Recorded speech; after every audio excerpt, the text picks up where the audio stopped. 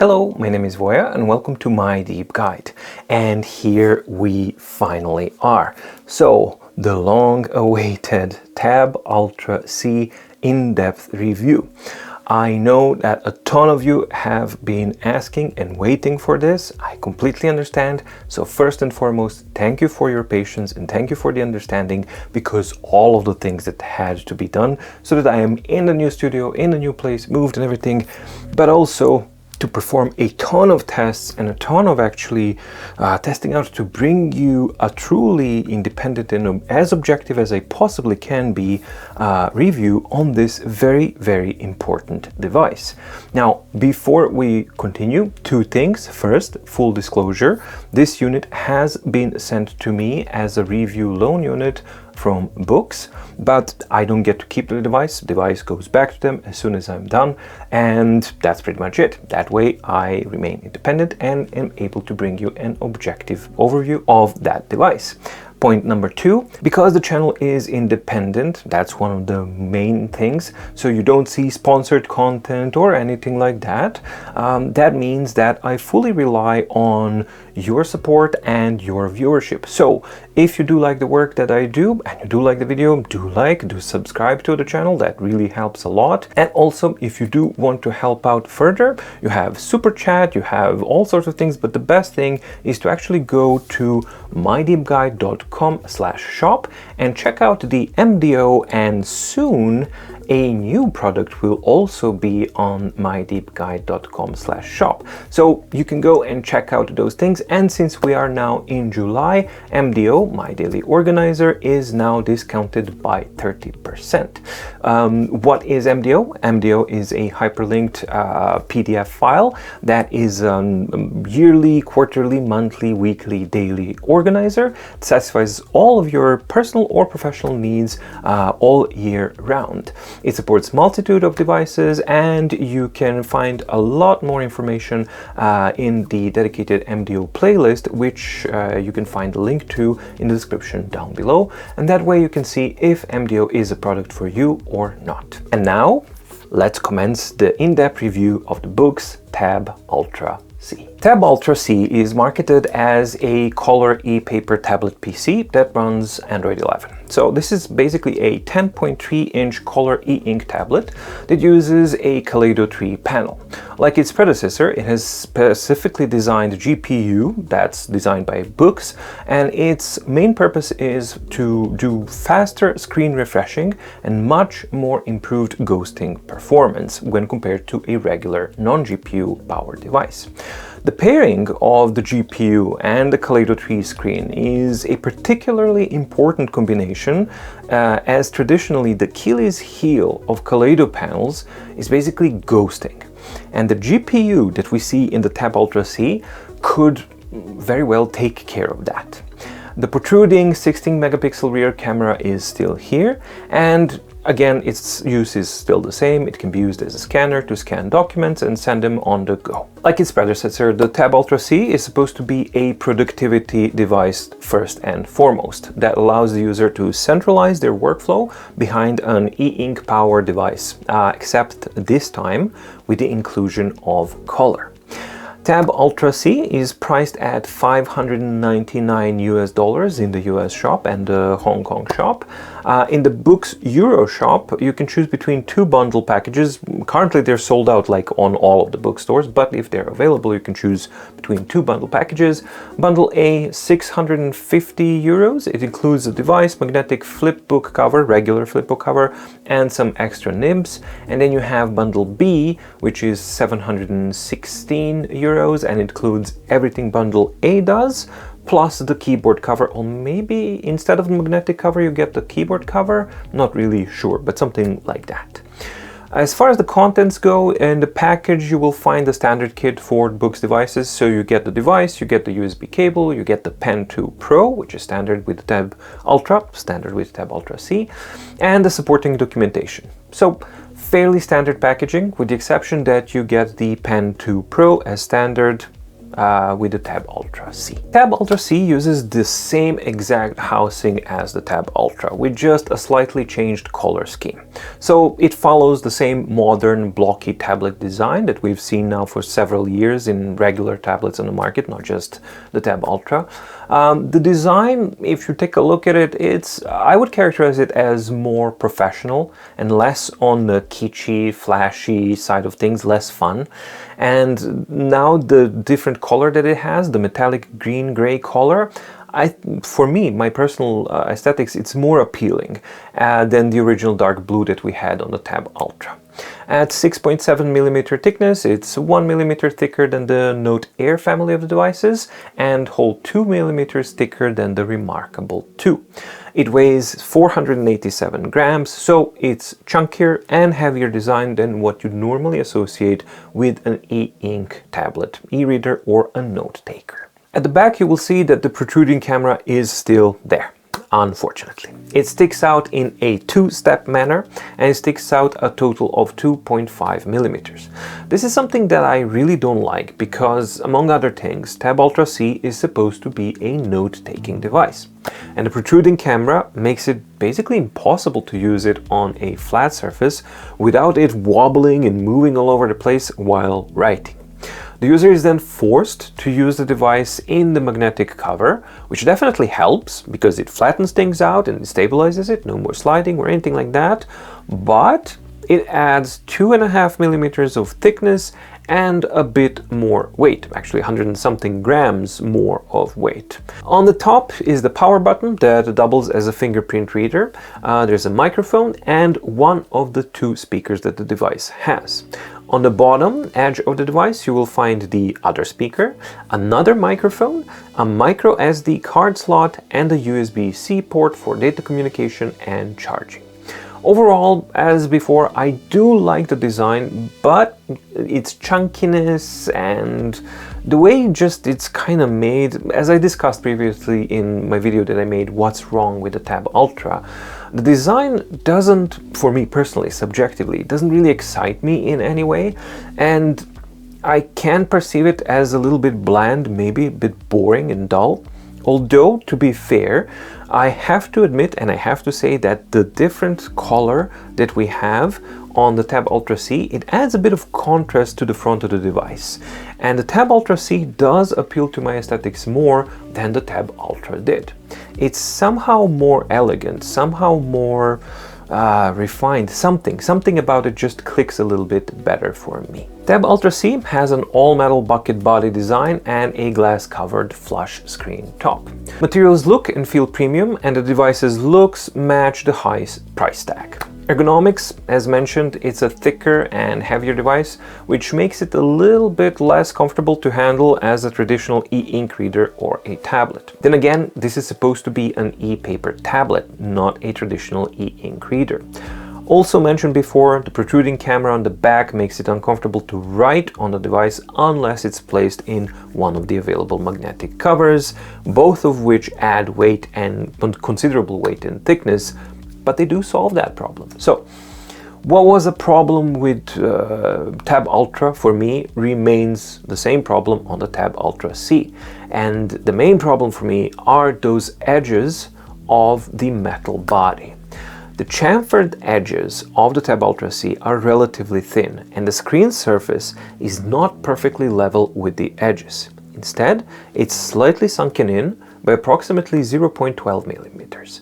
While that definitely may sound minuscule, it is something that you will definitely feel in the palms of your hands. Your palms are sensitive and they will feel that protrusion because of the weight of the device, and it definitely was a point of constant discomfort when writing on a device for any longer period of time. The result is basically that the edges of the Tab Ultra C do feel a bit sharper than what I would expect from a device of this caliber, and it can cause, and it definitely does cause, discomfort in certain situations. This is something that can probably be improved by adding a screen protector on top of it, which would further minimize the sunkenness of the screen and the height of the metal edges, kind of to equalize. But I have tried, and I've tried like 5 different screen protectors to date. but so far I haven't found a screen protector that would improve the writing feel without ruining the reflectivity. Either it's like you get the paper fill and you get that thickness, and then definitely it's better, but the reflectivity is always worse, and somehow it's really difficult to find a matte screen protector for whatever reason. Overall, while a nice looking device, the Tab Ultra is not what I would have characterized as an overly comfortable device. As far as practicality goes, here as well, the weight and the thickness may seem like a negative side of the practicality of the Tab Ultra C, and that's true, but only if you look at it as a traditional e-reader or an e-note-taking device. But the Tab Ultra C is not a traditional e-reader. It is an ePaper tablet PC. And when you look at it from that perspective, then it actually is a very practical device, especially if the keyboard cover is added to the mix. Just don't expect a comfortable e-reader or a note taker out of it, because that's not what it is. Build quality is very good overall. It feels and looks like a premium device, and most of the areas of the device are built nicely. Aside from the already mentioned protruding edge around the screen, which the biggest issue quality-wise for me was that the rear camera cover was not perfectly aligned with the device's body. Now, this was the case with the Tab Ultra and is unfortunately still the case with the Tab Ultra C. For a device of this price range and effectively being the top tier device, that is not an okay thing to see. It was not an okay thing to see on a Tab Ultra. It's especially not okay to see it repeating again on a new device where they would have had the time to amend the issue if they wanted to. Overall, I like the design and the build quality of the Tab Ultra C, but there definitely are some issues on both fronts that should be kept in mind. For the price, and especially as a second generation device, I have expected that these things would have been addressed, but unfortunately that's not the case here. There are two covers available for the Tab Ultra C, and they are identical covers that we've had with the Tab Ultra: the magnetic cover and the keyboard cover. The design is the same for both the magnetic and the keyboard cover, generally speaking. They both attach to the device via a strong magnetic back and remain stuck to the device securely. Neither of the covers is a protective cover or a case, so don't expect fall protection for your device from either of them.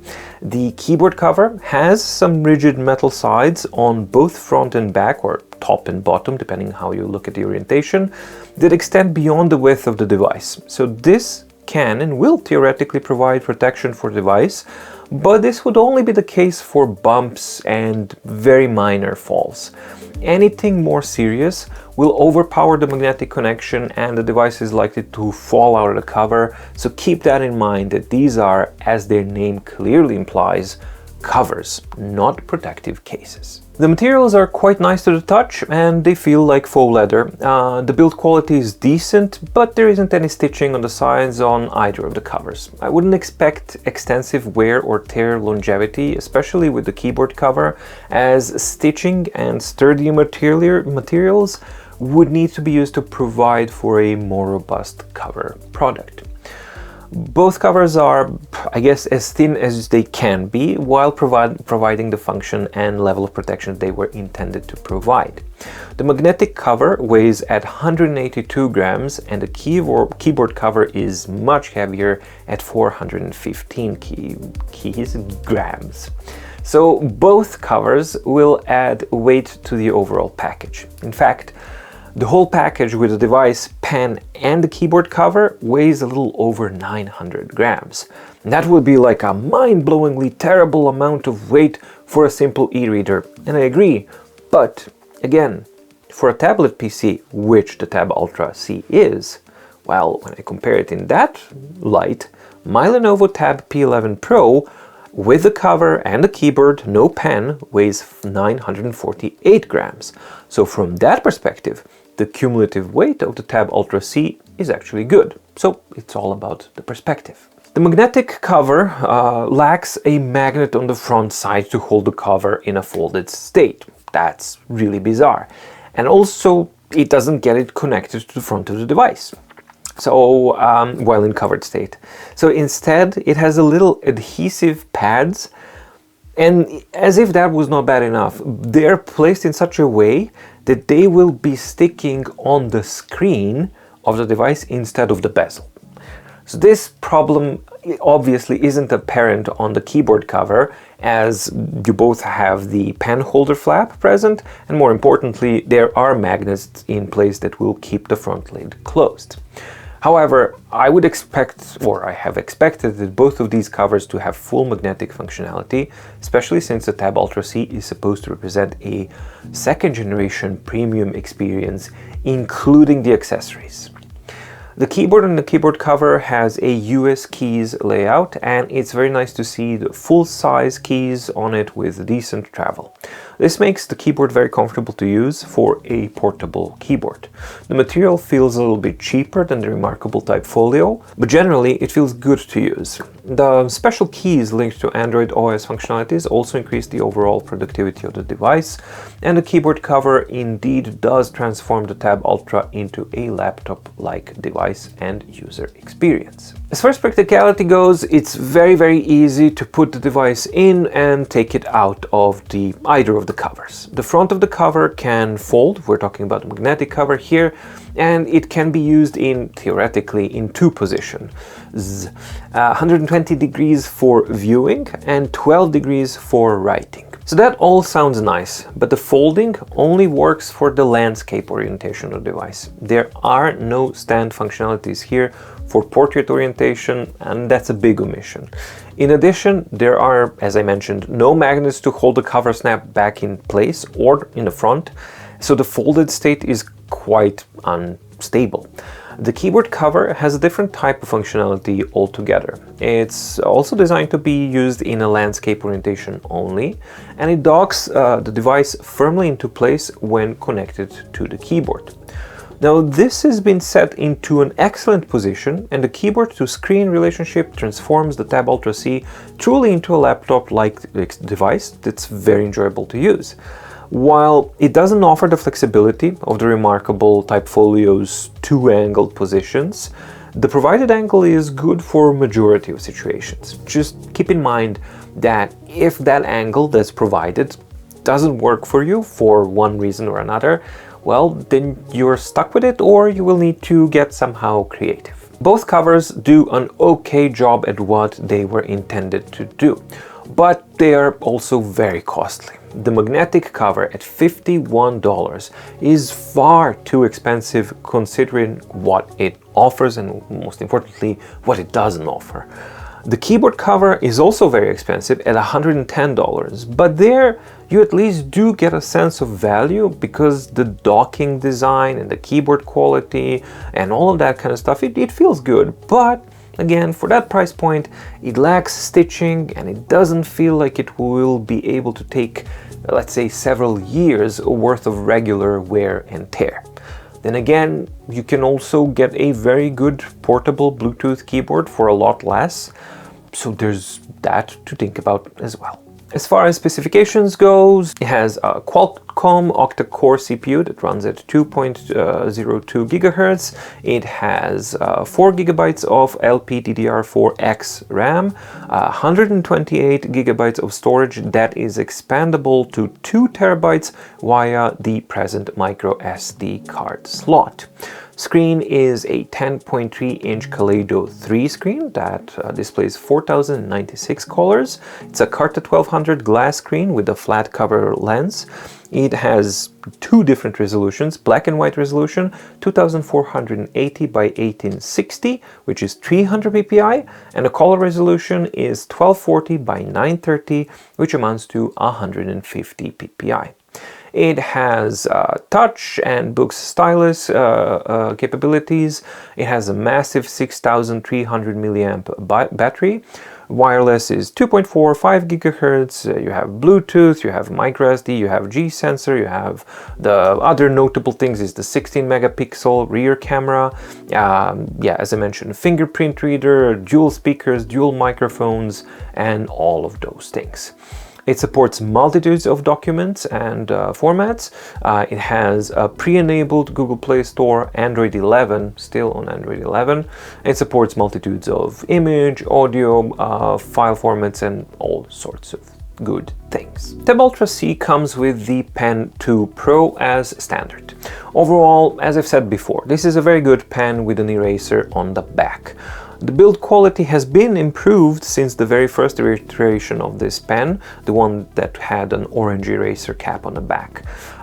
This is an all-plastic pen, but it does have a nice structure to it, so it feels relatively good in a hand. It's not top-tier quality, but it's not, you know, it's not super bad. It's actually okay. Ergonomics of the pen are quite good for the most part. It doesn't slip, it's not too heavy, and it's well balanced, which makes it comfortable to use for longer periods of time. The pen is equipped with a very strong magnet, which holds onto the device really well. It easily snaps into the designated place, and the magnetic hold is so strong that it is possible to lift the entire device via the mounted pen alone. The only thing that makes it a bit impractical is the length, as the pen is rather long, and when flipping it around to erase content, it can be a tiny bit cumbersome after a while. For some, for me that was. For some it won't be a big deal at all. Inclusion of the button would have been a nice thing to see on the pen, because this pen has been around now for a while, so it would be good to have that button as well, so that you don't have to flip it around. Quality of the new Pen 2 Pro is very good. The main thing that I disliked about the original version, which was squeaking under pressure, is no longer present here at all, and this is the several versions, I think third or fourth device that I had with the Pen 2 Pro, and in neither of those pens was that squeaking present, so that's a good thing.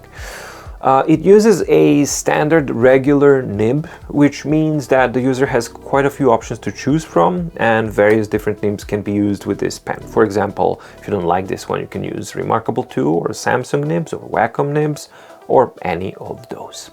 The pen has a good writing quality to it, not excellent, but good.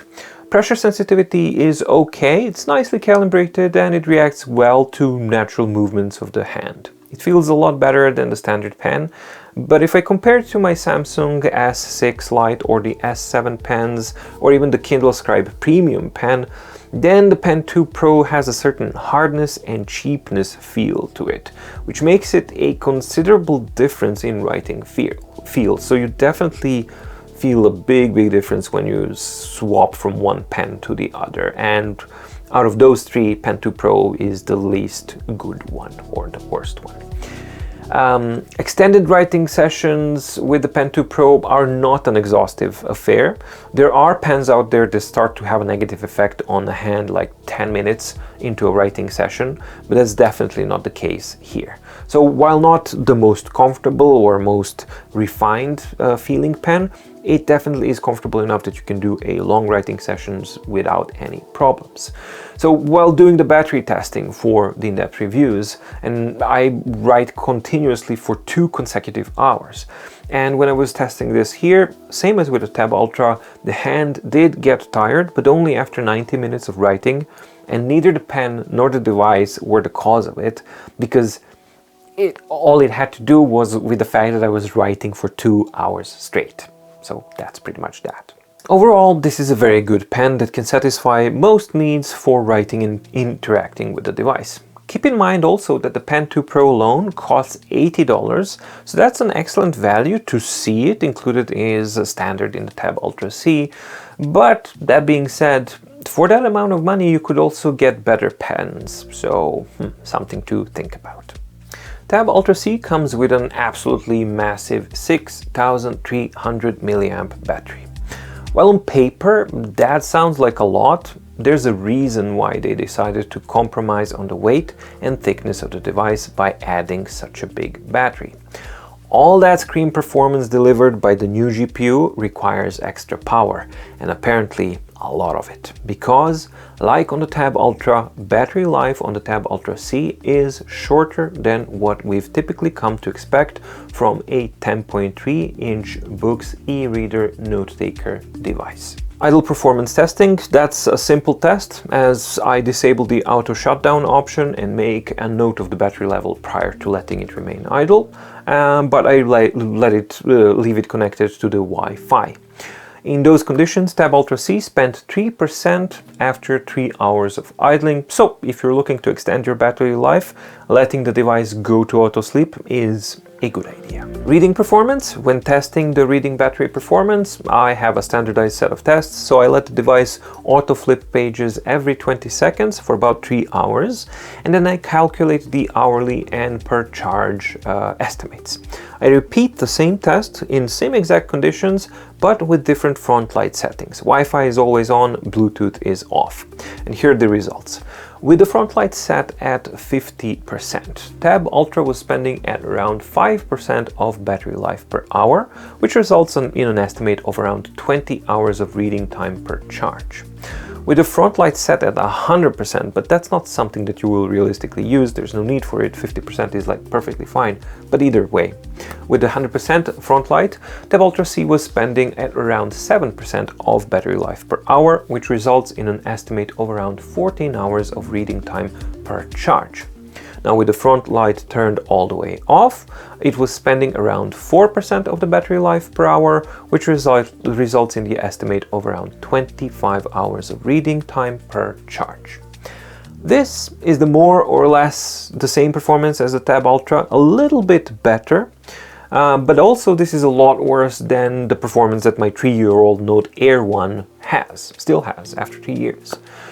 So these results put the Tab Ultra into a lower performing battery consumption type of a device, and another reason why you shouldn't treat it as a traditional e-reader, but rather as an Android tablet, because then if you do that, well then it has absolutely excellent battery life if you compare it to other Android tablets.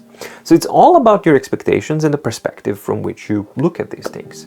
But one thing is absolutely certain. The new GPU and the performance that's definitely there, they come at quite a high power consumption price. Writing performance or writing battery performance, they're done in a very similar way. I write continuously for 1 hour with the front light set at 50%, and then with the front light turned completely off, another hour, Wi-Fi on, Bluetooth off. And then I calculate the hourly and per charge estimates. And the results are, with the front light set at 50%, Tab Ultra C was spending around 8% of battery life per hour, which results in an estimate of 12.5 hours of writing time per hour, continuous writing time per hour. With the front light turned off, it was spending around 6% per hour, which resulted in an estimate of around 16.17 hours of writing time per charge. So battery consumption was the same regardless of whether the writing is done using a black or a colored pen, and that makes perfect sense because it's not using any active type of way to generate colors. It's just a stencil on top. So the device is, regardless of what you actually see, what it actually is doing is just moving black and white ink cells. So overall, this is an excellent result, much more in line with what I would expect from a Boox device, and anything that offers over 10 hours of continuous writing per charge in my book falls into the excellent battery life category. There are very, very few real world situations when you will actually get to perform such an action that you need to write more than 10 hours consecutively in one day. And even if you do, the Tab Ultra C will have you covered, as it can go up to 16 hours if you have the front light turned off. Video watching battery performance, this time I was able to do that because Boox has finally addressed the power modes issue that their new Tab OS version had, so hooray for that.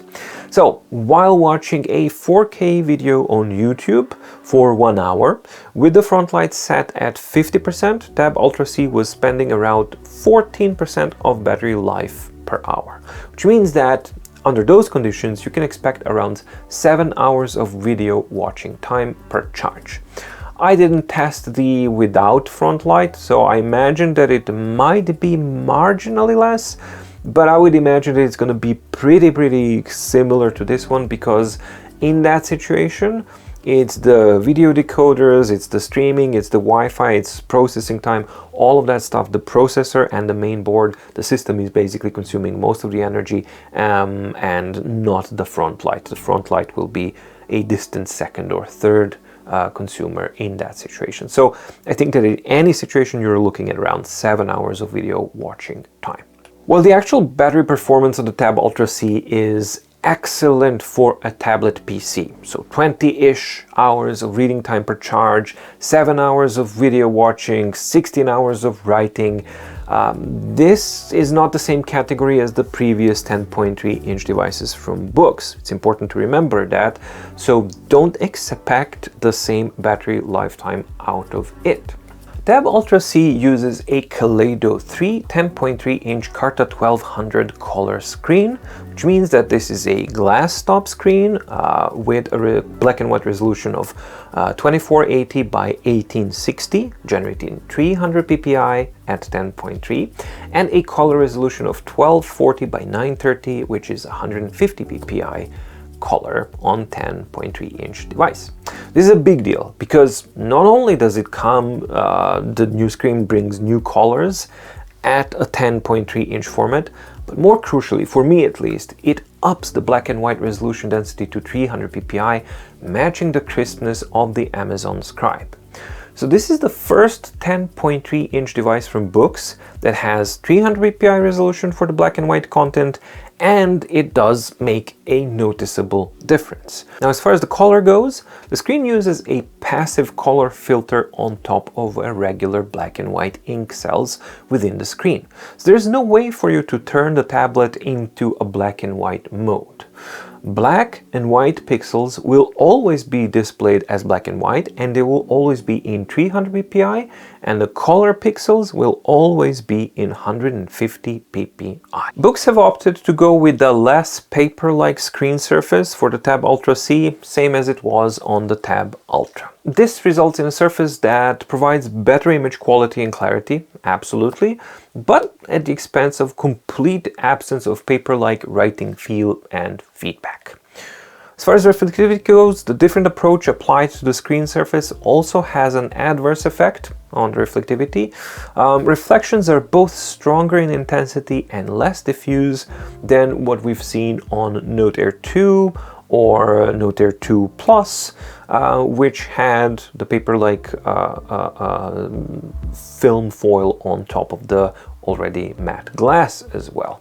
So this means that there will be situations where the screen reflections might turn into a distraction, sharp light points reflected in the screen at higher intensity than the actual screen content, not too often, but it does happen, or a glare when facing a large and strong light source, like the sun, or a window on a very, very bright day.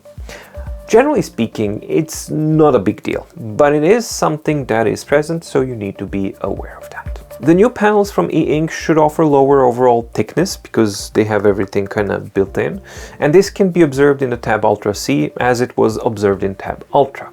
The distance from the tip of the stylus to the actual display of the content is normally at around 1.1–1.2 millimeters, but as on the Tab Ultra C has this sees this lowered to just under 1 millimeter at 0.98 millimeters. Now, seemingly that's not a big difference, but realistically anything that gets your tip of the pen physically closer to the surface, displaying your writing strokes, improves the overall writing feel and experience, and this is definitely the case with the Tab Ultra C. While the new approach has had a negative impact on the screen reflectivity, on the other side, it definitely helps with the screen clarity, contrast, and overall image quality. When compared to other devices that have the paper-like screen surface, you can actually see that the text crispness is more defined. Contrast is stronger and the overall clarity is most definitely improved. However, the biggest difference is that higher resolution, and the 300 ppi makes a significant difference in the image clarity and crispness. Everything looks just a bit more focused and sharper on the Tab Ultra C than on the Tab Ultra. It might not seem like a big difference on paper, and at first it might not strike you when you see them side by side, but in reality and after an extended use, it really does matter, and it does kind of pop, and the blacks are a little bit blacker and everything's more dense, which makes sense. Color banding has been eliminated from NeoReader with the update 3.3, and now it's possible to enable that option on any device that is running the OS version 3.3 and up, Tab Ultra C included. Ghosting performance on the Tab Ultra C is the best I have ever seen on any color e-ink device, bar none. Regardless of the speed mode used, the ghosting performance is always several steps ahead of what you're used to or what you've come to expect from an e-ink device, color or black and white. It's very, very impressive. As far as the screen refresh speed goes, well, this is the area where the Tab Ultra basically redefined how we perceive an e-ink device. And the Tab Ultra C does the same exact thing, but this time for color e-ink devices. We now do have a generational shift in color e-ink devices as well, and we can safely talk about the color e-ink devices before and after the Tab Ultra C, because this device simply defines a pivotal point for devices that fall into this category. The responsiveness of the Tab Ultra C, the screen-wise, is on another level. It's genuinely difficult to associate the level of smoothness in every single operation on the Tab Ultra C with what we've learned to expect from an e-ink device, let alone from a color e-ink device. From general UI navigation to reading, browsing, writing, any operation is the absolute smoothest and cleanest experience I have ever had on any e-ink device. This quickly transforms the way you actually interact with your device, and the addition of color does transform the Tab Ultra C truly into an ePaper tablet PC. Tab Ultra hinted at it, but it wasn't actually complete. Tab Ultra C, with the addition of the color and the 300 ppi, it actually completes the package, and it does so in a very, very good way. Traditionally, Kaleido screens suffer from two major drawbacks. Number one, ghosting and the overall darkness of the white pixel when compared to an equivalent black and white e-ink screen. Now, a little bit of nerdiness here. The reason behind why this is the case, as far as the darkness goes, is in inherent Kaleido technology itself. The way it produces colors. The Kaleido screen, it has a layer of color stencils on top of a regular screen that contains only white and black ink cells. Okay? When a color pixel needs to be generated, a combination of white and black cells are used to achieve this result. White cells are positioned behind the color or colors that you want to use, and then filtered through that stencil of RGB, R or G, RG, and GMB, or whatever is the combination that you need. While the rest of the color gamut there are dimmed down by forcing a black cell or a grayscale cell behind it. So this is the reason for the lower 100 ppi color density, but also, more importantly, the reason why the white pixels never are going to be shown as white, as they always have that physical color obstacle filter in front of them. Kaleido 3 screen functions exactly the same, but it is the best iteration of this technology that I have seen thus far.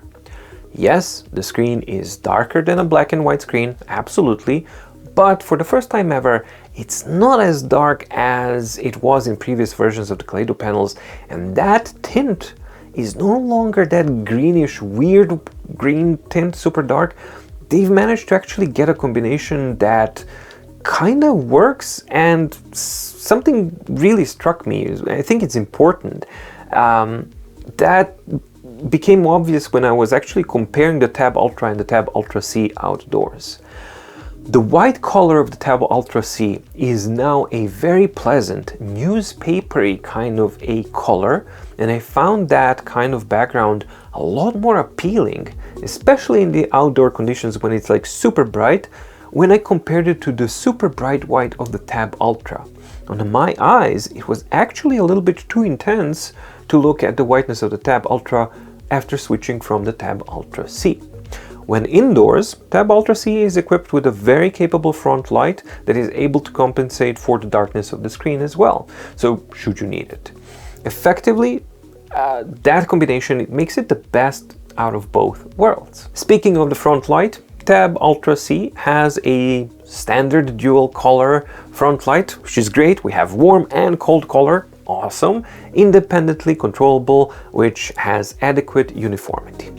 While it's not on the same quality level as the comfort light that Kobo devices have or on the Kindle devices, so there are some non-uniformity issues that you will definitely see, but it does the job very well. In fact, this is one of the crucial building blocks that would make or break a device like this. And we've seen, for example, Nova Air C had only the cold front light, and that was a big problem. Not so on the Tab Ultra C. You have the warm light as well, and it works really well. So it definitely, in this combination, it makes it a better and more usable and flexible product than the equivalents that we've seen in the past. Now, before we wrap up this section of the review, I really need to mention the issue of dead pixels that several users have reported with their Tab Ultra C devices. On an e-ink screen, again, a little bit of nerdiness, but you need to know this. A dead pixel is basically an area of the screen, because these screens don't have pixels, they have cells. So it indicates an area of the screen where cells are either unresponsive or not present at all. This results in spots in the screen that are perfectly reflective because there's nothing to dampen the reflectivity back, making them shine super bright when the front light is being used. The unit that I have received from Boox does have one spot that I have noticed, but it's a very small one. And realistically, I notice it only if I crank up the front light to the maximum and I view dark or darker content on the screen. Then yes, it's super easy to see these anomalies, but in all honesty, in my regular use, I didn't notice it at all. In my case, the dead area is in the lower corner of the screen, but if this was somewhere more prominent in the middle, then I would probably notice it a lot more often and would be annoyed by it a lot more often as well. I've reached out to Boox and they say that they are governed by the e-ink's specifications of what constitutes a dysfunctional screen that is eligible for a replacement. And those specifications are: the dead area needs to be larger than 0.5 millimeters. Now, the issue with that is that the specification provided does not count the overall dead area of the screen, but rather individual dead areas. This means that you could potentially, hypothetically, be so unlucky that you get a defective screen that has 5 dead areas, each of which sizing 0.4 millimeters. So, not viable to make a claim, even though the overall dead area of the screen on that particular hypothetical device would be 2 millimeters. This is absolutely absurd and beyond unfair. Now, this is not fully Boox's fault, because that's what e-ink tells them. So they can't make a reclamation or return a panel. E-ink won't accept it, so they are being governed by that. So they can't return defective panels to e-ink even if they wanted to. But they really do need to find a way to make this right, because the Kaleido 3 panels, at the very least it seems like that, they might be showing a sign of slightly higher ratio of dead areas than the regular black and white panels do on the Tab Ultra, for example. Yet this is not being addressed in any way by Boox or by e-ink, more importantly. So, in my opinion, there should be either a more rigorous quality control of panels put in place, or some kind of a solution, something, such as offering a partial refunds to the users with affected devices, or a free replacement of the affected device. Not storage reimbursement, no shipping, like shipping everything included, so that the user gets the proper device, fully functional device that they've ordered and they've paid for. Additionally, Boox, I think, internally should improve their own internal control of devices being produced and introduce a system of grading the products. For example, Class A, device using a screen with no dead areas whatsoever. Class B, device using a screen with a single dead area, not in the center of the panel and smaller than 0.2 millimeters.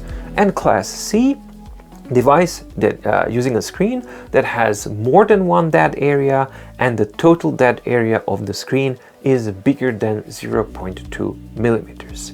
The devices in classes B and C should be offered at lower prices, and the defects should be disclosed clearly so that users know exactly what they are receiving, and that Boox also knows exactly what they are sending and what the state of their inventory actually is. As it is now, Boox doesn't have anything effective nearly like that, anything to my knowledge in place, and users with particularly affected screens can opt out for replacement, but there's absolutely nothing guaranteeing them that if the replacement device that they receive will be the same, better, or maybe even worse.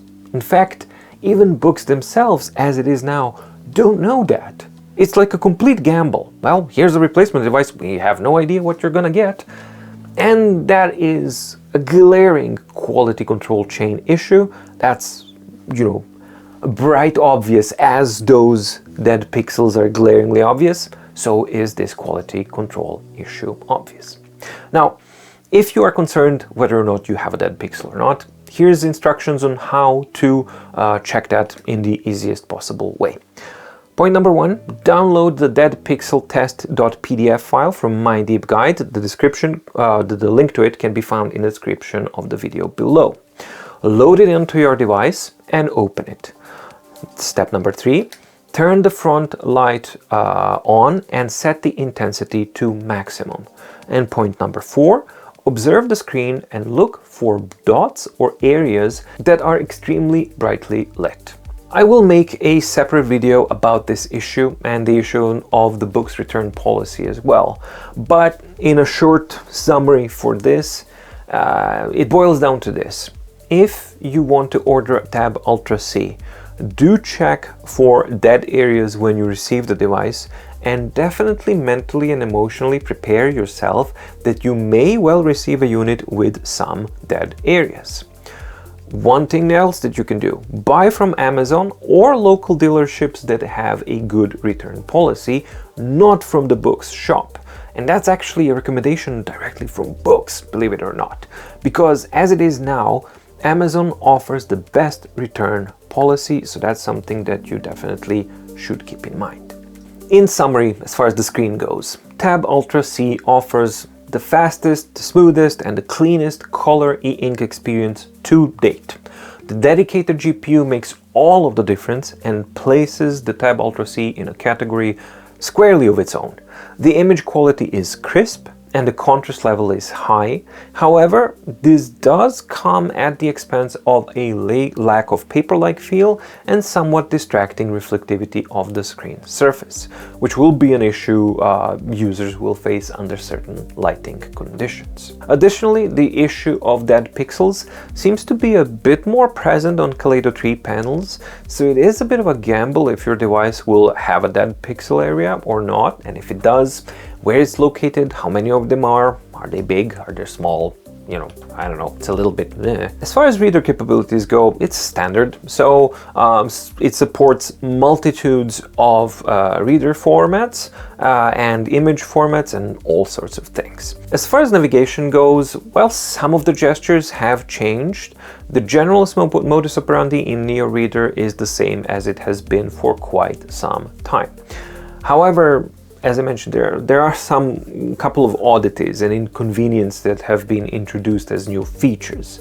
The new back gestures, that's sliding from the sides, it's the same page flip forward and backwards gesture. That's extremely unintuitive, and as soon as you start reading, if you're used to swiping rather than tapping, you'll find yourself exiting the document every time you want to flip a page forward or back. Whoever came up with this innovation obviously didn't test it on a user sample, as this is something that poops up immediately.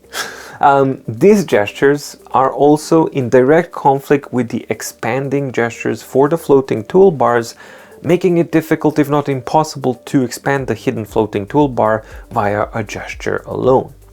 Luckily, it's very easily possible to customize the function of these gestures or disable them completely by going to Settings, System Navigations, and that solves the issue completely, but the default state just is bizarre.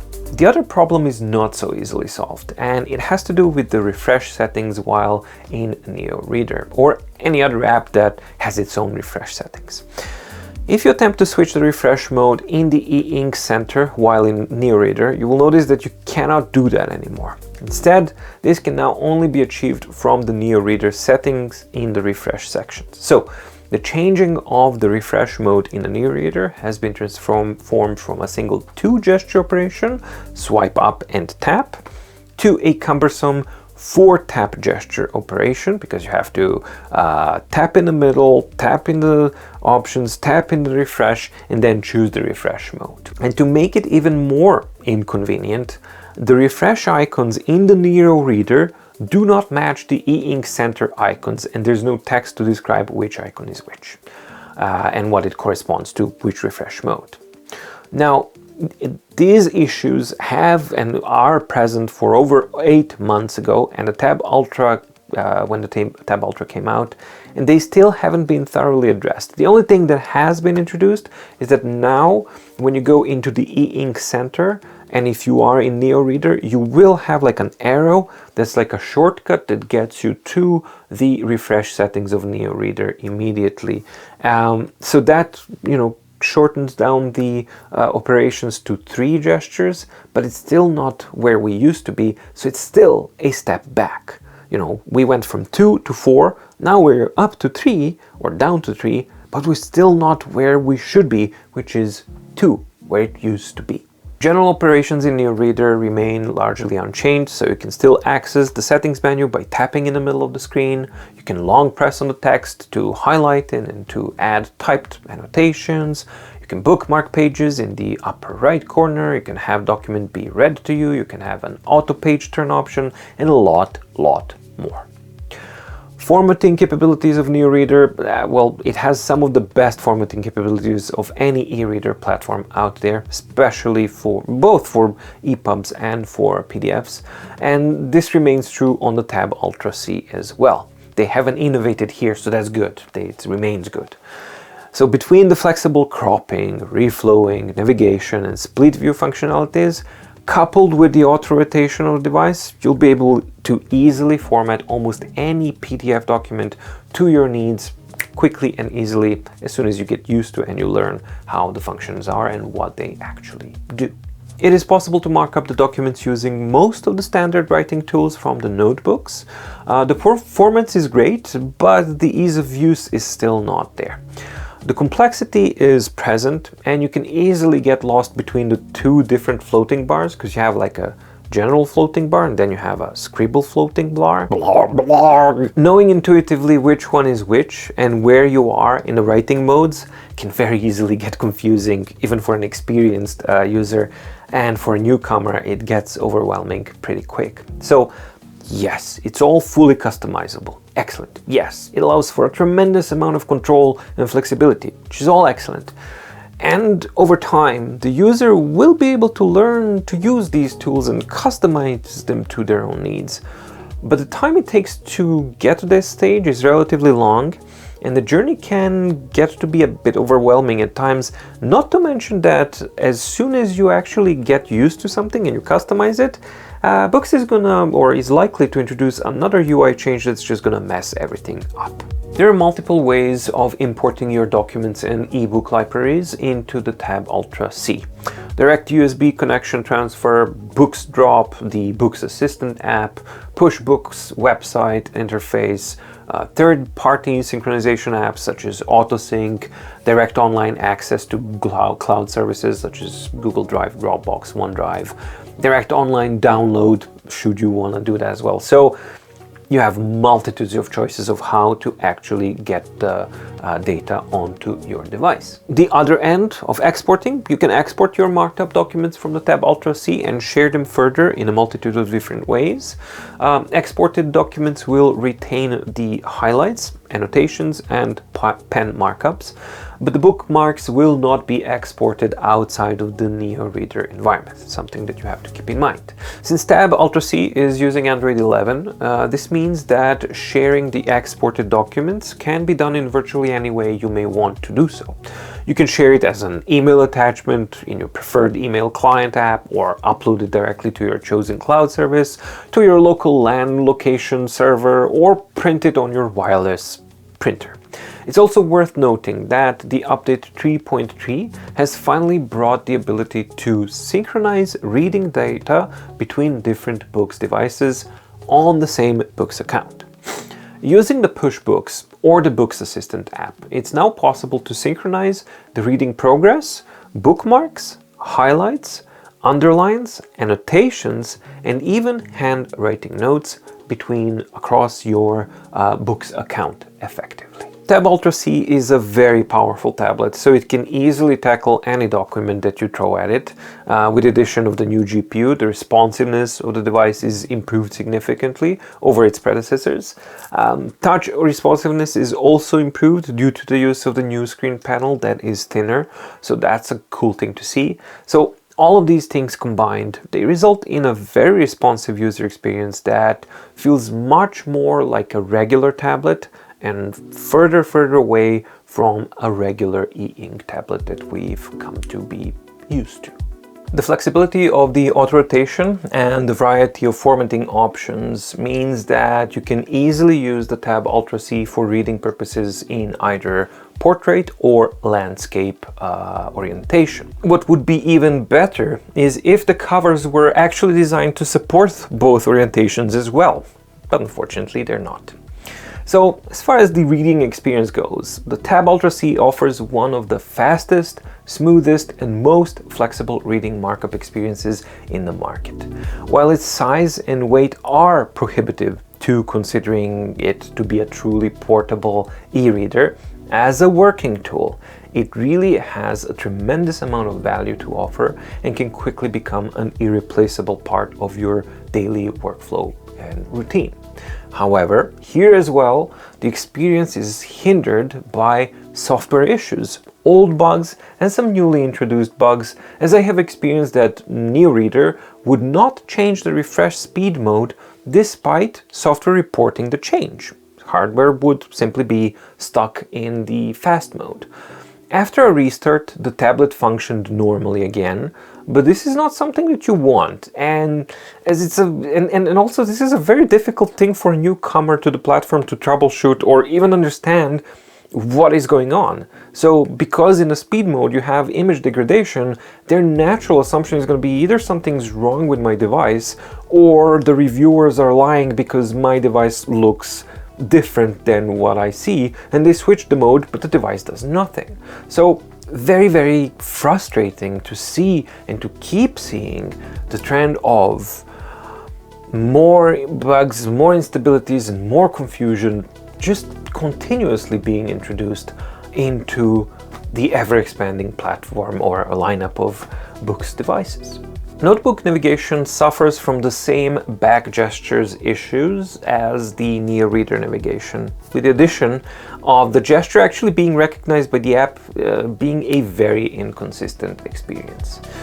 A simple way around it is to simply disable the side gestures and to use the previous and next page icons to flip the pages, but this is below optimal experience, and again, it's introduced and it's here due to software issues and UX design.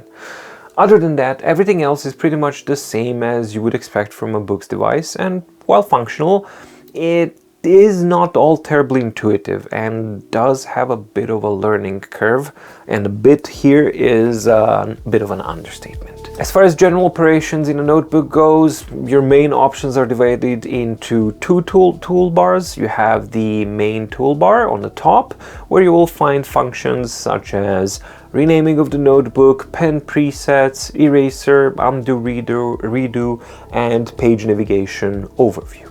The side toolbar contains a wide variety of tools, and basically all of your tools at your disposal and extra functions that can be used to populate and the content of your notebook pages, and it's all customizable.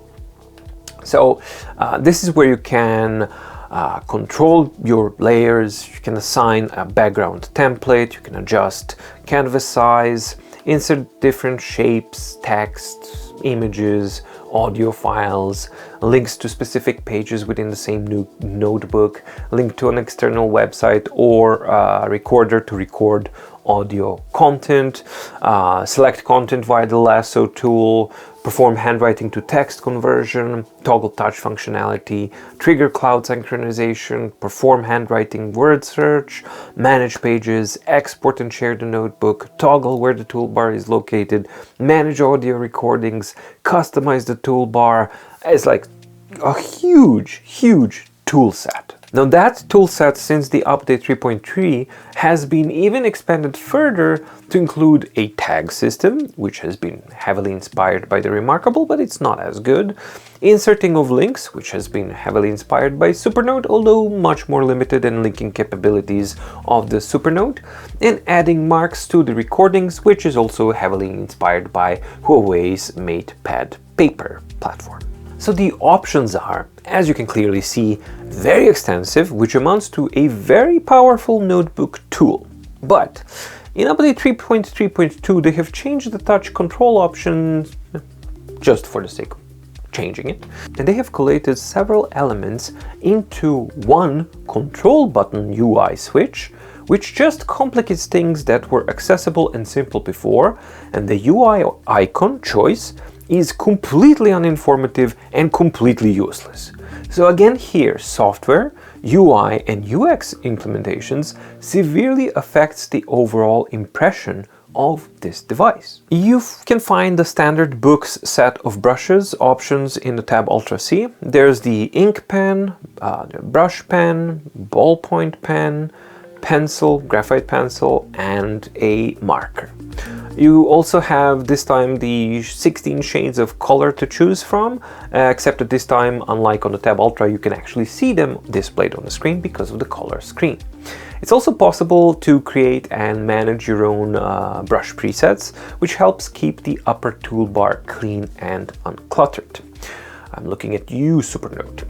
The brushes are mainly geared towards note-taking, and while the pencil brush has seen some improvement throughout the years, it's still nowhere near on the same level as the pencil brush on the Remarkable, or the best one, which is the Amazon Scribe graphite pen.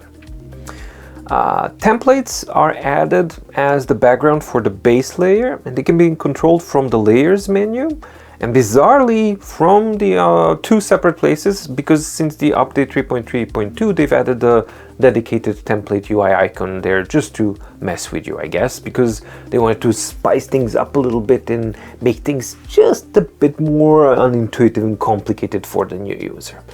The user has a very wide choice of built-in notebook templates, which is good.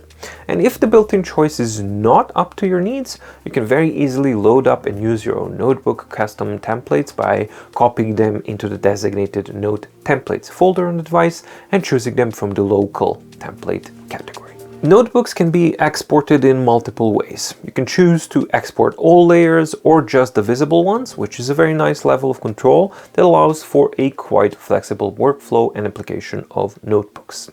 You can choose to export the notebook in the following ways. You can export it as a PNG, where the device exports one image per page, and you can choose which pages you want to export. You can export it as a bitmap PDF. What does that mean? You will export a single PDF file, but all of the handwritten content will be baked as a single image into the pages of the PDF, thus making them non-editable.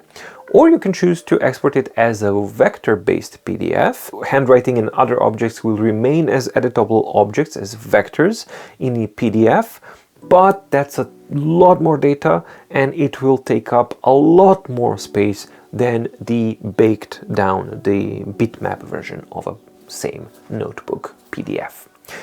However, finally, there is the addition of exporting the notebook as a .note file, which is the native notebook format, which is at long last allows the users to back up their notes in their native format without the need to use Boox account or their service. This is a very welcome thing to see. Sharing of the exported notebooks has the same level of flexibility as sharing the documents or any other file on the Tab Ultra C. On a Boox device, there isn't an automatic auto-sync method available. If you choose to, you can use a Boox account to synchronize your notebook data across multiple devices, or simply to have a cloud backup of your notes. This is the only way currently to automatically store the notes in their native format, as the actual notebook files are not visible to the user, not even with the new export as .note functionality, because this means that in order to back up multiple notes, you will need to do that manually, one by one. So not an automatic solution. It would be good if the automatic backup system that can be hooked up to another cloud service such as Google Drive or Dropbox would have a setting to choose in which format the notebook will be exported each time it has been closed and where to synchronize it to. Yes, we do have that option currently, but it just gives you the option between bitmap or vector-based PDF. We don't have the .note option for the for that kind of functionality. That way, if that was in place, we could set up to have our .notes backed up on Google Drive or even exported locally for those users who would like to remain offline.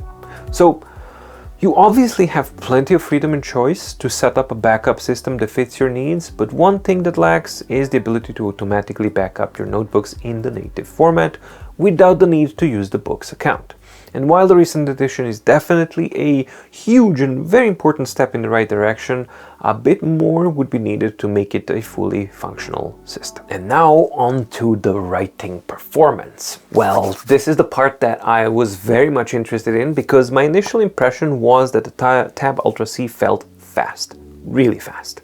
The Tab Ultra, not the C, measured at an unbelievable 19.54 milliseconds, which made it the device with the fastest write-and-see on the planet, at least for about a month, until Kindle Scribe came out and then snatched that title away and bumped the Tab Ultra to second place and the Remarkable 2 down to third place. Tab Ultra C has the same writing latency speed, regardless if the pen that you're using is using a black or another color, and that's because of the functionality of the screen as I described before. That latency measures at 23.16 milliseconds. So this is just a smidge faster than the Remarkable 2, but still faster and on a color device. However, more crucially, while still very fast, Tab Ultra C is a bit slower than the Tab Ultra. This difference is not something that you will actively miss, even if you have previously used the Tab Ultra or the Kindle Scribe.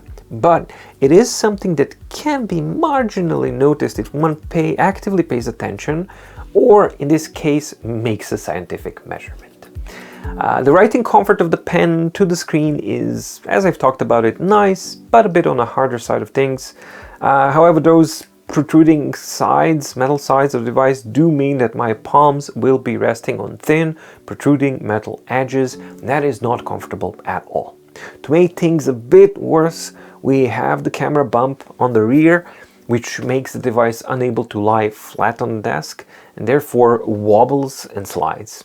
As described before, this is easily remedied if you use the cover, of course, but that adds 2.5 millimeters of thickness and 180 grams to the overall package. You may also opt to add like a 2.5 rubber or silicone foot on the opposite end of the camera to the top to balance the device out.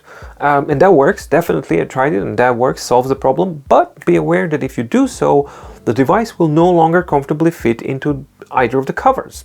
So you can do one or the other, not both. This is a shame because aside from these obvious physical issues that the Tab Ultra and the Tab Ultra C have, the writing comfort and the feel is actually quite nice and enjoyable, especially if you are not requiring a paper-like feel and you use a better quality pen.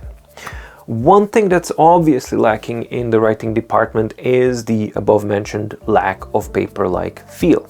This was a conscious decision on Boox's part, and in order to improve image quality overall, and the pen nibs also will last considerably longer on a surface like this, so it's not all negative. But so personally, while I don't mind the writing feel at all, on the contrary, it's quite pleasant and I personally prefer it this way, it doesn't have anything to do with the paper-like feel. So if that's a priority for you, then you definitely need to keep that in mind. What I do mind is the reflectivity of the screen that is simply too sharp and intense in some writing situations, and I found that it is distracting and it was irritating me while writing on the device if I was in such a situation. This is something that I would definitely have to do something about if I choose to own a device like this. So yeah, something to think about. Like everything else on the Tab Ultra C, hopping around menus, writing, drawing, adding objects, and writing around, navigating around a notebook is fast and effortless thanks to the impressive performance of the device. One thing that still feels sluggish is the performance of the lasso tool. For whatever reason, it's still quite slow when you start drawing a selection, and would be nice that, you know, after a very long time, if that was improved in the future. While it is technically possible to switch around between a portrait and landscape orientation on a notebook, it's clunky and not recommended. Instead, better to choose your orientation beforehand, whether your notebook is going to be portrait or landscape format, and then just stick to it for that notebook. The functionality has been improved a bit in 3.3.2 with the addition of fit to width and automatic zooming when switching between the landscape orientation, but the canvas controls and the zooming tools are still way too clunky and unintuitive to use efficiently. Note-taking on Boox devices has always been powerful, no denying that. On the Tab Ultra C, not only has it gotten to be even more powerful because of the 300 ppi and the GPU, but it also offers you color content as well. Yes, it lacks the paper-like feel. Yes, the ergonomics are less than ideal, and yes, the reflectivity is distracting. But if those are not the issues that affect you, then you will enjoy writing and using the Tab Ultra C as an eNote device. You will enjoy it. You will enjoy it. Software side needs more attention, however, and it's, for me, unacceptable to see bugs that were present 8 months ago. For example, the delayed first stroke of a new page, or after a deleting operation, time after time, perfectly a 100% reproducible bug, still present even as the new devices are being launched by Boox, such as Tab Mini C. That's not okay. That's really not okay. As far as general capabilities and connectivity goes, Wi-Fi and Bluetooth works as expected on the Tab Ultra C, and there were no surprises there at all. It was effortless to pair and connect to Bluetooth keyboard, speaker, and headphones, and they all worked flawlessly when I connected them afterwards without any problems. Wi-Fi connection was stable and fast in all regular situations. 2.4 or 5 GHz all worked fine. USB OTG hub worked as expected. What does that mean? Well, for that particular hub that I used, that means that the power pass-through works, USB storage works, USB peripherals work, keyboard and mouse, HDMI out did not work, and LAN connection did not work. This is by now for me a standard set of limitations and functionalities that I've come to expect from a Boox device when paired with that particular hub. Although it would be about time to fix the HDMI out functionality, because Any other Android device that I have tried with the same hub was able to output the video signal via the HDMI without any issues. So if Tab Ultra C is supposed to be a tablet PC, then this HDMI functionality would be an absolute must. Tab Ultra C comes with the Tab UI, so you have the ability to add and arrange app widgets, which adds another level of functionality to the platform and brings it closer to the ePaper tablet PC experience. So that's a good thing to see. Overall responsiveness of the systems is extremely fast, which makes it quite enjoyable to use. However, not everything is that great. We have the usual issue of a very steep learning curve, especially for beginners, and Boox could definitely learn from both Remarkable and Supernote on how to design and implement good enrollment tooltip helpers. Yes, we do have tooltip helpers now in the system, but the current system, they're not nearly as clear or as useful as the ones found on the Remarkable and the Supernote even. I have also experienced some strange things like Google Drive app installed, but it was some wrong version of the app, which wouldn't allow me to add folders, documents, or anything, and the layout was completely different and old. So I had to uninstall it, install it again, and then it worked just fine, and it still works fine. Some weird stuff going on there. There is a standard system-wide split screen functionality, which works as expected. It is important to keep in mind that only supported apps will be able to work in the split screen mode, and that it's not possible to have two separate notebooks opened at the same time. It's also worth mentioning that you can choose between the horizontal and the vertical split screen modes. Android 11 has built-in a Miracast screen sharing capabilities, and if you're able to establish a connection by some miracle, then it works well. This will come down to the limitations of the Miracast technology, and it will not work perfectly in all setups. So it's a lot of a hit and miss, and will depend on a number of factors: Wi-Fi router, firewall, overall device compatibility, some of which you can affect, others you may not be able to affect. However, what is great is that because it's an Android 11, you're able to install any other third-party screen sharing app of your choice, in case that the Miracast doesn't work for your setup, and then screen share that way. Now, while the Tab Ultra C does not have a direct video in port, I was able to effortlessly use the Tab Ultra C as an external screen using the third-party apps such as Space Desk or Super Monitor, which is a paid app of my preference. It was very easy to set it all up, and the established connection was super stable and worked even during an extended working session. As for the point of how it is to use the 10.3-inch color e-ink screen that's GPU enabled as an external monitor, whew, what a sentence. Well, that will depend entirely on your use case scenario and needs. In general, for browsing, reading, text editing, some light spreadsheet work, and limited coding, it was perfectly fine. Actually, it was surprisingly better than what I was expecting. In fact, if I'm completely honest, this is the first time when I was able to say to myself, well, I could actually use this if I needed to. The refresh rates are very good, of course nowhere near the 30 FPS or something like that, but they're perfectly usable. And it's overall a much more real-world usable version of the external monitor than any of the tablets before it, and a noticeable improvement when compared to the Tab Ultra or even the Mira displays. You can see the mouse cursor without the problems, and the ghosting is not a complete nightmare. You have anti-flickering control in the app optimizations, and keyboard typing is excellent, and the lag is acceptable for such an overall configuration. So yeah, it's just really surprisingly good. So this is not something that I can realistically use in my line of work, no matter how much I might want to. But those who don't mind the small size of the screen, and if you're primarily reading and writing and doing that kind of stuff, then the Tab Ultra C can definitely be used as an external screen in a limited capacity.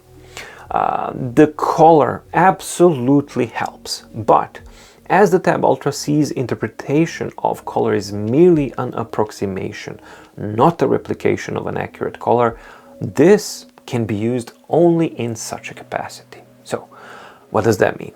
That means that if you're relying on any kind of color precision in your work, then naturally this should not be used for such purposes. If you do choose to use it as an external screen, you need to be aware of the following. Never use it as an external screen while plugged into the power at the same time. What you see in the images that I've shared is a wired connection to my laptop. So yes, it seeps some small power, but that's not speed charging, it's not fast charging, it's mainly data connectivity so that I can get the best lag or the lowest lag performance as I can. So if you have it plugged in power and using as an external monitor, that is a sure 100% way to overstress the battery and put it into simultaneous state of rapid discharge and charge, which naturally means overheating and eventual failure of battery cells if you keep doing it over an extended period of time, such as months, for example. If that happens, if cells fail, battery inflates and it presses against whatever it finds, and what is it going to find? It's going to find the screen, and as Remarkable 2 often fails, unfortunately, because it's so super thin and has like zero margin of error. Those e-ink screens are fragile, especially from inside, and if something keeps pressing on it, they will break. Point number 2, you can expect the battery consumption to be high when using the tablet as an external screen. That is normal. And touch input from the tablet will not necessarily translate to the device that you are sending the signal from. This functionality, while it's there, it will entirely depend on the app and the protocols you're using and the OS platform you're sending the video signals from. On top of all of this, you have the pre-enabled Google Play Store, which gives you the ability to install and use virtually any Android 11 app. So no Android 12, but okay, at least Android 11. So there are some limitations. The main one is that you shouldn't expect the same type of writing performance on non-native apps. The reason for this is that those apps, the non-native apps, are not optimized for use with e-ink devices, and as such, they will in most cases be unusably slow and unsuitable to work in. The exception to this rule are apps that have already been optimized for e-ink devices, such as OneNote and Evernote, barely. They fall into that category. These apps use a cheat system, basically, where you can actually write on top of the screen in a non-adjustable, very thin line, and as soon as you release the stroke, it's then baked into the page in the other app. So this method kind of works for OneNote, it works fine, but on Evernote, whenever I was testing it, it was a complete mess, and honestly, I can't characterize that as functional, and this is the third device where I've had the same thing, so I'm not even going to show you any of that because it's not good at all. Another benefit of this open system is that you can install both Kindle and Kobo reader apps and use them as you would normally. Some people keep asking, is it possible to write in Kindle and Kobo books? And the answer is no, because the apps themselves don't have that functionality on any platform. So that writing is currently only available on the devices or respective devices, not in the Android or iOS apps. And as such, because Android Tab Ultra C is running Android 11, it won't be possible to do it on the Tab Ultra C either. If that functionality is ever introduced in the apps themselves, this will be reflected on any device using the said app, Tab Ultra C included. One of the big additions to the Tab Ultra C is the 16 megapixel rear camera. I understand why it's useful, and most certainly is for certain kind of things, as you can simply take a photograph of a document, do a direct OCR conversion of that page and further use the converted content in Android environment. Send to a notebook, send to a PDF, save as a document, or send to an email or whatever. So that's an excellent bit of functionality to have in a professional environment, and it works rather well actually. I just wish that the camera was not protruding from the back of the device 2.5 millimeters as it is now, and that it's aligned with the frame of the device. Adding the keyboard cover to this whole mix just makes the Tab Ultra C even more powerful, and in such a configuration it actually transforms very effortlessly into a tablet PC. As such, I can see certain work situations where this device can actually replace a laptop or an existing tablet completely. In fact, the entire lengthy script for this whole video has been written in its entirety from start to finish on the Tab Ultra C and its keyboard cover, and the work experience was thoroughly enjoyable. No points of frustration whatsoever.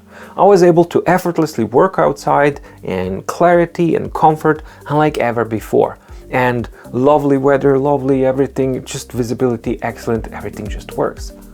These are not the things that I can do with my laptop or an OLED tablet, because as soon as I bring them outside, this screen becomes barely visible. The battery consumption shoots through the roof because of the sun, where it's completely the other way around with an e-ink device and with a Tab Ultra C. In brighter conditions, don't need to use front light, less battery consumption. So it's exciting to see an e-ink device step so firmly into such a category in a real-world situation and genuinely broaden my working horizons. So in summary, Tab Ultra C is a very capable e-ink device overall. When coupled with the new keyboard cover and the updated UI, it really was transformed into a sort of tablet PC reader note taker hybrid. Tab Ultra C brings higher resolution and color to the mix, and this additionally improves and brings the experience even closer to the ePaper tablet PC type of a work experience. So while it's by no means perfect and it has a fair share of limitations and quirks, overall it is a platform and a device that is incredibly versatile and capable. Value for money. So Tab Ultra C costs $600 plus accessories, and depending on where you buy it, and we possibly added shipping and tax import costs. This is the same price point of the Tab Ultra when it originally came out. Seeing how the Tab Ultra C does everything the Tab Ultra does, and it brings to the table 300 ppi in black and white, and a really usable color e-ink panel, this is, while high, this is still a reasonable price. So the main question is it worth it? And the answer is very simple. If you're looking for an e-ink tablet that can replace some of your laptop PC functionalities and offer you the fastest and cleanest color e-ink performance on the planet, then yes, it's most definitely worth it, because nothing else can do what this can do. If what you're looking for is just an e-reader or a simple e-note taking device, then absolutely no.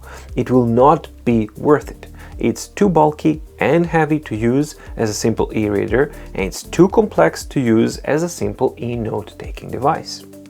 Tab Ultra C is meant to be the first ever color e-ink tablet PC and the fastest ever color e-ink tablet device on the market, and as such, it absolutely delivers. And now for the conclusion about the Tab Ultra C, and as usual, let's start with the cons. Well, the cons would be it's somewhat of a bulky device. It's not the most ergonomically comfortable device to use, especially not as an e-reader or as a note-taking device. Protruding and misaligned camera housing, adding instability to the device.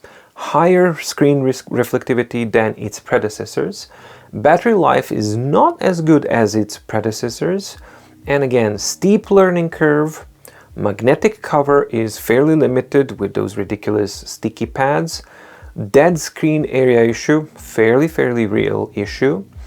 8-month-old bugs still present today, That's ridiculous. And it still comes with an Android 11 when Android 12 or 13 would be reasonably expected as a thing to see. And now on to the pros. It's the fastest writing latency of any color e-ink device on the market today. Fastest and cleanest image quality of any color e-ink device on the market today. Pen 2 Pro, like it or not, it's a good pen and it comes as a standard. Expandable storage via micro SD card up to 2 terabytes. Excellent system specifications and overall performance. Excellent integration of the camera that I dislike because it's protruding, but it works excellent as a scanner. One of the best e-readers on the market, the Neo Reader. Comprehensive and powerful notebook system. Excellent writing experience and okay comfort. Searchable handwritten notes. Pre-enabled Google Play Store. Easy integration into different ecosystems. Keyboard cover transforms it into a tablet PC. And now to summarize and score the Tab Ultra C. While not perfect by any means, ergonomics, battery life, steep learning curve, screen reflectivity, weight, Tab Ultra C keeps the tradition of the Tab Ultra and breaks the barriers of what we have come to expect of a color e-ink device, what it should be and how it should perform. The conclusion is very, very simple for me and somewhat the same as the one that I had for the Tab Ultra. And it says this: if you need a simple traditional e-reader or an e-note device, Tab Ultra C is not it. It's not marketed as that, and you should definitely look elsewhere. If, on the other hand, what you're looking for is a color e-ink tablet PC, or you wish to experience and use the very best performing color e-ink device on the market right now, bar none, and you're ready to accept the compromises that come with that, then there's absolutely nothing else out there that can come even close to the Tab Ultra C. And finally, the question, Tab Ultra or Tab Ultra C? Wish I could tell you what to do because I myself am extremely torn as well. One day I am absolutely certain I want to buy this device, sell my Tab Ultra, and that's that. Then I grab the Tab Ultra and it's like, but why? Well, because the 300 ppi, the color, all of it, because of all of it, it's just a better package. So if you're just comparing the Tab Ultra or the Tab Ultra C, Tab Ultra C is better. So if you don't have the Tab Ultra and you're weighing between the two, go for the Tab Ultra C, no questions whatsoever. If you have a Tab Ultra and you're considering should I upgrade to Tab Ultra C, you won't be disappointed, that's for sure, because it's Tab Ultra on steroids and the darkness and all of these things, they function well. That it's just actually more pleasant for me, as I said, personally. But should you upgrade right now? I honestly don't know. And I'm leaning towards waiting it out because what I'm ideally waiting for, what I want is Tab Air C. That's what I want. So that will be, if we have Tab Mini C, we have Tab Ultra C, I am hoping and waiting for Tab Air C. And should that device come out, which doesn't have the camera, which has the Note Air housing, which has this screen and the GPU and performs like this, but it has also the paper-like folio or the paper-like surface and the reflectivity of the exact same one that we've had on the Note Air 2 Plus, that is the absolute ideal device for me. So I will be holding off for that. Tab Ultra is more than good enough, and actually I'm using Tab X and I'll keep Tab Ultra maybe just for the review purposes, but then again I think Tab X is also getting the same update, so I might just kind of sell it because I honestly don't like the Tab Ultra that much, but I really like the Tab Ultra C a lot.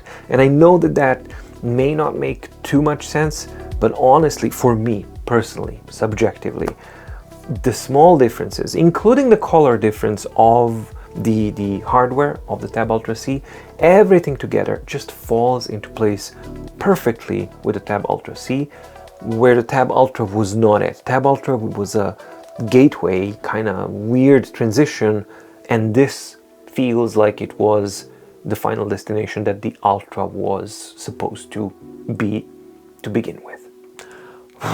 Okay, so the lengthy wait is over and the lengthy video is now recorded. Well, I'm gonna have to edit, but I hope that you liked the video and I hope that you found it interesting and informative and useful.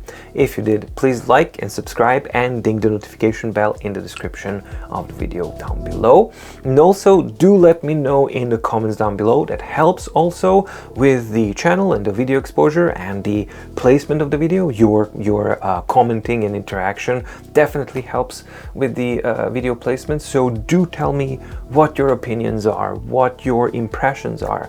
Do you have a Tab Ultra C? Do you have a Tab Ultra? What your dilemmas are, yeah, etc, etc. Do you have dead pixel issues? What your consideration is regarding how that thing should be solved and things like that. So there's plenty of room here for discussion, and it would be interesting to see it down in the description below.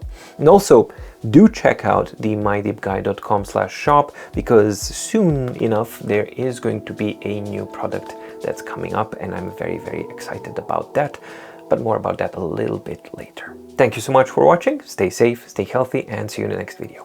Bye.